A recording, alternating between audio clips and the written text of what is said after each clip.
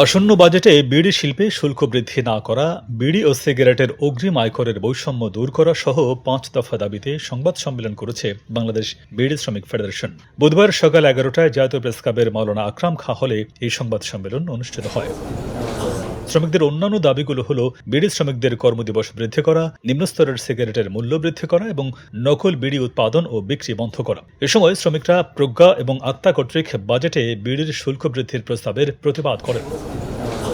বাংলাদেশ বিড়ি শ্রমিক ফেডারেশনের সহসভাপতি নাজিম উদ্দিনের সভাপতিত্বে সংবাদ সম্মেলনে লিখিত বক্তব্য পাঠ করেন ফেডারেশনের সাধারণ সম্পাদক হারিক হোসেন। লিখিত বক্তব্যে তিনি বলেন, বিড়ি শিল্প দেশের প্রাচীন শ্রমঘন একটি শিল্প।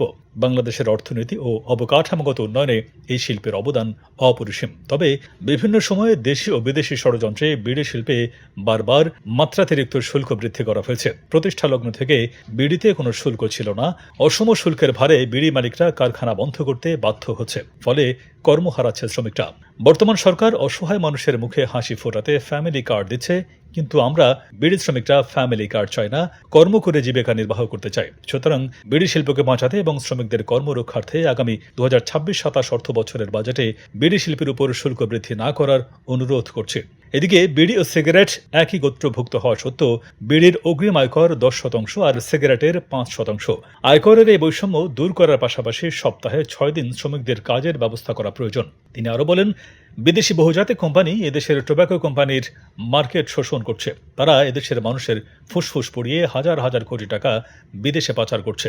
বর্তমানে টোব্যাকো মার্কেটের ৮০% দখল করে আছে নিম্নস্তরের সিগারেট। সুতরাং দেশীয় শ্রমঘন বিড়ি শিল্পের অস্তিত্ব রক্ষার্থে নিম্নস্তরের সিগারেটের মূল্য ও শুল্ক বৃদ্ধির জোর দাবি জানাচ্ছে। এছাড়া নানাবিধ প্রতিকূলতার মাঝে টিকে থাকা বিড়ি শিল্পের গলার কাটা হয়ে দাঁড়িয়েছে নকল বিড়ি।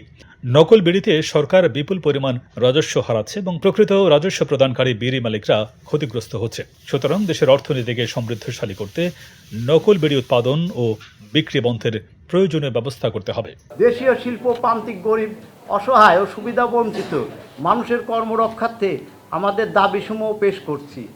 দাবিসমূহ ২০২৬-২৭ অর্থ বছর বাজেটে বিড়ি শিল্পের শুল্ক বৃদ্ধি না করা, সিগারেটের অগ্রিম আয়কর ৫% আর বিড়িতে 10% অগ্রিম আয়করের এই বৈষম্য অবশ্যই দূর করতে হবে এবং আমরা দেখতে চাই, কারণ বৈষম্যর বিরুদ্ধে যে আন্দোলন হয়ে রাষ্ট্রের ক্ষমতা পরিবর্তন হয়েছে, আমরা মনে করি এই বৈষম্য সিগারেট এবং বিড়ির পর না থাকায় আমরা যথাযথ মনে করি।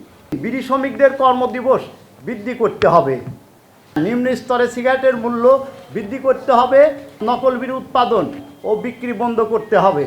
এ সময় উপস্থিত ছিলেন বাংলাদেশ বিড়ি শ্রমিক ফেডারেশনের উপদেষ্টা লোকমান হাকিম, আনোয়ার হোসেন, যুগ্ম সম্পাদক আব্দুল গফুর, যুগ্ম সম্পাদক আবুল হাসনাত লাভলু, সাংগঠনিক সম্পাদক শামীম ইসলাম, শ্রমিক নেতা লুৎফুর রহমান, সাদ আলী, রানী খাতুন প্রমুখ।